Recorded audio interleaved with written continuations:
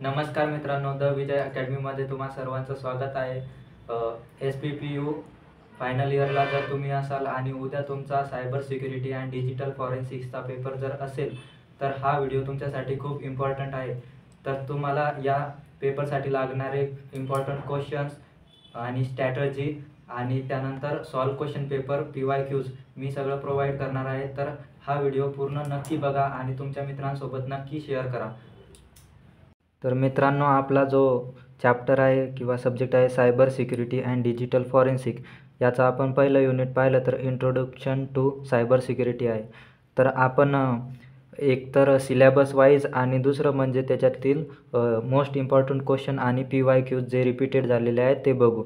तर तुम्हाला तुमच्यापैकी जे सिलेबस वाईज अभ्यास करतं त्यांच्यासाठी मी सिलेबस काढलेला आहे. तुमच्यापैकी जे क्वेश्चन वाईज अभ्यास करतं त्यांच्यासाठी क्वेश्चन्स काढलेले आहेत. तर एक स्टेप बाय स्टेप बघून घेऊया एकदा सिलेबसमध्ये काय काय. तर युनिट 1च्या सिलेबसमध्ये इंट्रोडक्शन आणि ओव्हरव्ह्यू आहे सायबर क्राईमचा. त्यानंतर नेचर आणि स्कोप, याच्यावरती खूप कमी क्वेश्चन्स विचारतात किंवा विचारतच नाही. टाईप्स ऑफ सायबर क्राईम, त्यामध्ये 2 टाईप आहेत, क्राईम अगेन्स्ट ॲन इंडिव्हिज्युअल आणि क्राईम अगेन्स्ट प्रॉपर्टी. तर याच्यावर 1-2 क्वेश्चन विचारलेले आहेत PYQsमध्ये, तर हे तुम्ही करून घ्या.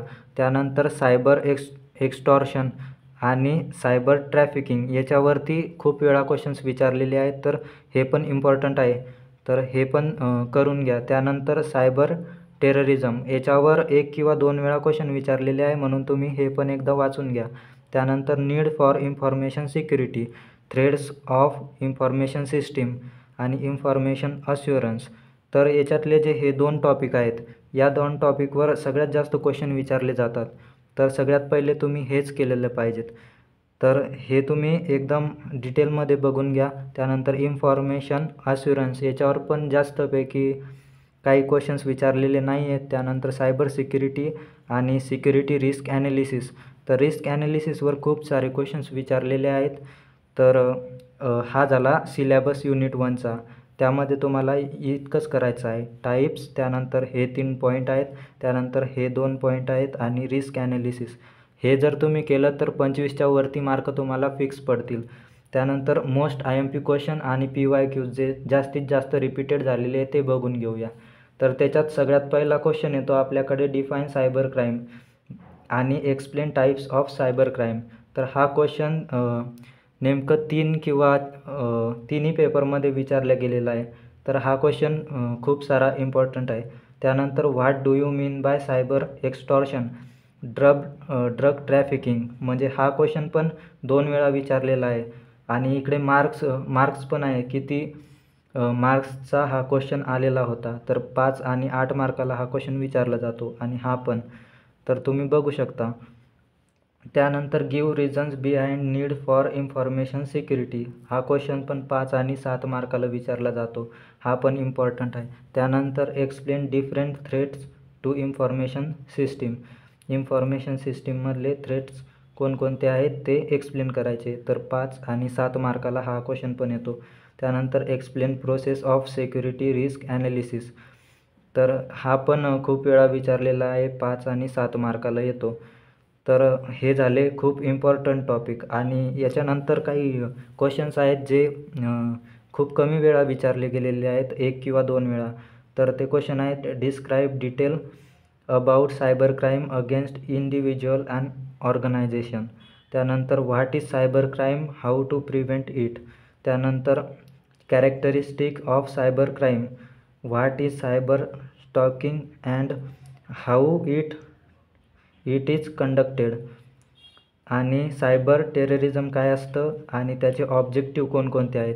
तर हे क्वेश्चन्स 5-5 मार्काला विचारले गेलेले आहेत आधी. तर तुम्ही जर हे 10 क्वेश्चन्स जर केले तर 25+ किंवा जास्तीत जास्त स्कोअर तुम्ही करू शकता. आणि पासिंगचा तर काही सांगायचंच काम नाही, तुम्ही हे 5 जरी केले तरी तुमची पासिंग होऊन जाईल आरामात. तर हे झालं युनिट 1चं. तर तुम्ही बघू शकता की आपण इकडे जे क्वेश्चन्स बघितले तेच इकडे सांगितलेले मी टॉपिक होते. जसं की टाईप्स ऑफ सायबर क्राईमवर क्वेश्चन विचारले गेलेला आहे. त्यानंतर सायबर एक्स्टॉर्शन आणि ड्रग ट्रॅफिकिंगवर 8 मार्कापर्यंत क्वेश्चन विचारले गेलेला आहे. त्यानंतर नीड फॉर इन्फॉर्मेशनचा क्वेश्चन विचारला गेलेला आहे. त्यानंतर रिस्क ॲनालिसिसचा पण क्वेश्चन विचारले गेलेला आहे.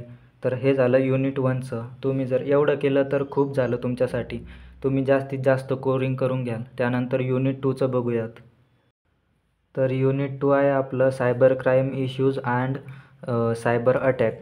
तर याचा सिलेबस बघून घेऊयात कोणकोणता इम्पॉर्टंट आहे. तर इम्पॉर्टंटमध्ये सगळ्यात आधी अनऑथराइज ॲक्सेस टू कॉम्प्युटर्स, त्यानंतर computer instruction, internet hack and cracking, virus and worms. हा सगळ्यात जास्त इम्पॉर्टंट आहे. याच्यावर खूप जास्त क्वेश्चन्स विचारले जातात. त्यानंतर इंटेलेक्च्युअल प्रॉपर्टी याच्यावर 1 किंवा 2च क्वेश्चन विचारले गेलेले. त्यानंतर ॲप्लिकेशन सिक्युरिटी, ॲप्लिकेशन सिक्युरिटीवर पण क्वेश्चन विचारलेत. त्यानंतर data security backup, virtual storage and disposal of data, याच्यावर पण 2 किंवा 3 क्वेश्चन विचारले गेलेले आहेत. तर हा पण इम्पॉर्टंट टॉपिक आहे. तर हा पण करून घ्या. त्यानंतर हा जो पहिला टॉपिक आहे हा पण खूप इम्पॉर्टंट आहे. हा तर कंपल्सरी केला पाहिजेत. त्यानंतर security technology, firewall and VPN, याच्यावर पण 2-3 वेळा क्वेश्चन विचारलेला आहे. तर हा पण इम्पॉर्टंट आहे. त्यानंतर hardware protection and software OS security, तर याच्यावर पण क्वेश्चन विचारले गेलेले आहेत. तर हे जे वरचे जे सगळे टॉपिक आहेत ते खूप इम्पॉर्टंट आहेत. तुम्हाला या युनिटमध्ये फक्त एवढेच टॉपिक केले तरी खूप झाले. त्यानंतर 1 किंवा 2 किंवा खूप कमी वेळेस विचारले गेलेले काही टॉपिक आहेत. Virus and malicious code, email bomb, exploitations, stalking and obscenity in internet, cyber security prevention. याच्यावर म्हणजे आजपर्यंत क्वेश्चन्स विचारले गेलेले नाही आहेत. तर हे नाही केलं तरी चालेल. तुम्ही इतका जरी सिलेबस केला तरी खूप होऊन जाईल तुमच्यासाठी. आणि त्यानंतर इम्पॉर्टंट क्वेश्चन आणि PYQ बघूयात. तर त्यामध्ये सगळ्यात पहिला येतो आपला different type of viruses and worms. इथे बघितलेला आहे, तो क्वेश्चन विचारले गेलेला आहे. त्यानंतर त्याचाच डिफरन्स बिटवीन विचारलेला आहे व्हायरस आणि वर्मचा आपल्याला. त्यानंतर हाऊ दे प्रोपोगेट, ते प्रोपोगेट कसे होतात, आणि त्याच्यामध्येच आपल्याला व्हॉट इज कॉम्प्युटर इन्स्ट्रक्शन. तर हे एकाच टॉपिकवर एवढे सारे क्वेश्चन्स विचारलेले म्हणजे खूप इम्पॉर्टंट टॉपिक आहे हा. आणि क्वेश्चन्स हे 5 किंवा 8 मार्कासाठी विचारले गेलेले आहेत. तर हा क्वेश्चन्स केलाच पाहिजे. त्यानंतर explain internet hacking and different approaches of hacking. त्यानंतर क्रॅकिंग काय असतं त्यामध्ये, एक्सप्लेन टाईप ऑफ क्रॅकिंग आणि how email hacking takes place. तर हा क्वेश्चन पण खूप वेळा विचारले गेलेला आहे हॅकिंगवरती. तर हा क्वेश्चन येतो इंटरनेट हॅक अँड क्रॅकिंगमध्ये. हा पण खूप इम्पॉर्टंट टॉपिक आहे. हा पण करायचा आहे. त्यामध्ये तो पण 5 आणि 7 मार्कापर्यंत विचारले गेलेला आहे. त्यानंतर तिसरा क्वेश्चन येतो what do you mean by intellectual property. तर हा क्वेश्चन पण विचारले गेलेला आहे इंटेलेक्च्युअल प्रॉपर्टीचा. तर त्यानंतर explain significance of firewall and VPN security technologies. त्यामध्ये एक्सप्लेन फायरवॉल विथ डायग्राम. तर हा क्वेश्चन पण 5 आणि 8 मार्कापर्यंत विचारले गेलेला आहे. तर हा पण खूप महत्त्वाचा आहे, पॉईंट आहे. तर 5वा आहे different ways to gain access to your computer. What is unauthorise access computer, त्याचे कॉमन कॉजेस, आणि how to prevent unauthorise computer access. तर याच्यावर अनऑथराइज ॲक्सेस टू कॉम्प्युटर या टॉपिकवर पण खूप वेळा क्वेश्चन्स विचारले गेलेले आहे.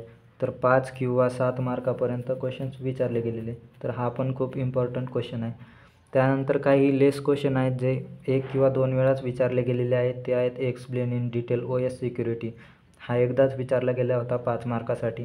त्यानंतर explain backups, archival storage and disposal of data in data security. हा पण 7 मार्कापर्यंत विचारले गेलेला आहे, म्हणून हा पण करून घ्या एकदा. त्यानंतर what is application security, different types काय काय आहेत त्याचे, तो पण एकदा विचारले गेलेला आहे. त्यानंतर व्हॉट इज हार्डवेअर प्रोटेक्शन आणि त्याचे टाईप्स, हा पण 1 वेळा विचारला गेलेला आहे. त्यानंतर what are the different type of program threats and system threats. तर हा एक वेळाच विचारला गेलेला आहे. तर हे झाले इम्पॉर्टंट क्वेश्चन्स. त्यामध्ये जे आपले पहिले 5 क्वेश्चन्स आहेत ते खूप इम्पॉर्टंट आहेत, ते कंपल्सरी केले पाहिजेत. तर हे झाले आपले 2 युनिटचे PYQs, मोस्ट रिपीटेड क्वेश्चन्स. तर हे तुम्हाला करावेच लागतील. आपण बघितले की सिलेबस वाईज आणि रिपीटेड क्वेश्चन तुम्ही जर या दोन्ही युनिटमधून जर पहिले 5-5 क्वेश्चन जरी मी सांगितलेले ते केले तर तुम्हाला 20 प्लस मार्क भेटतील. आणि तुम्ही जर सिलेबस वाईज किंवा टॉपिक वाईज पूर्ण जर केलं तर तुम्हाला 30पैकी 30च्या जवळपास स्कोअर करायला कोणीच थांबू नाही शकत. जास्तीत जास्त कोर्स तुम्ही करू शकता. तर मित्रांनो, हे जे क्वेश्चन्स वगैरे आहेत याच्या मी हँड रिटन नोट्स डिस्क्रिप्शनमध्ये देतो आहे. आणि डिस्क्रिप्शनमध्ये एक ग्रुप असेल टेलिग्राम आणि व्हॉट्सअपचा, तो पण जॉईन करून घ्या. त्यावरती मी सॉल्व क्वेश्चन पेपर तुम्हाला सेंड करेल आणि या नोट्स पण तिथे टाकेल.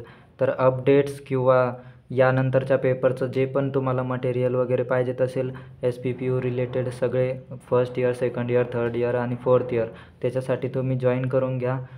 ग्रुपला जॉईन केला त्यानंतर तुमचे जितके पण मित्र असेल त्यांचा उद्या पेपर आहे त्यांना पण हा व्हिडिओ शेअर करा.